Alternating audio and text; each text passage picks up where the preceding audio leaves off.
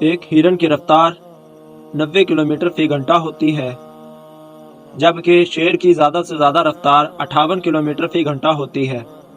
رفتار میں اتنے فاصلے کے باوجود بھی ہرن بیشتر موقعوں پر شیر کا شکار ہو جاتا ہے۔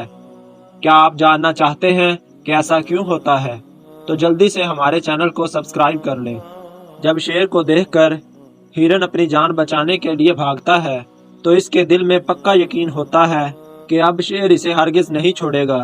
وہ شیر کے مقابلے میں کمزور ہے اور اس سے بچ کر نہیں نکل سکتا۔ نجات نہ پانے کا خوف اسے پیچھے مڑ مڑ کر دیکھنے پر مجبور کرتا ہے۔ اس کے اور شیر کے درمیان کتنا فاصلہ رہ گیا ہے۔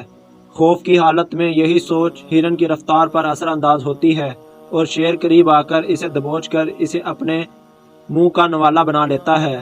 اگر ہرن پیچھے مڑ کر دیکھنے کی اس عادت پر قابو پا لے تو کبھی بھی شیر کا شکار نہیں بن پائے گا۔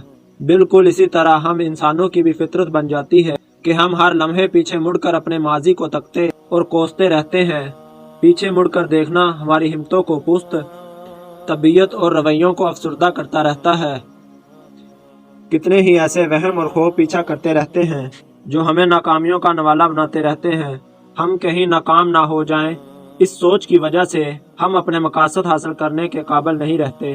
بہتر یہی ہے کہ ہم اپنی ناکامیوں کو بھلا کر کامیاب زندگی کی طرف اپنے قدم بڑھائیں اور ناکامیوں کو بھلا کر کامیاب زندگی کی طرف ایک قدم اٹھائیں، دوسرا خود بخود اٹھ جائے گا۔ اگر کہانی اچھی لگی تو ہمارے چینل کو سبسکرائب، لائک اور شیئر کر دیں۔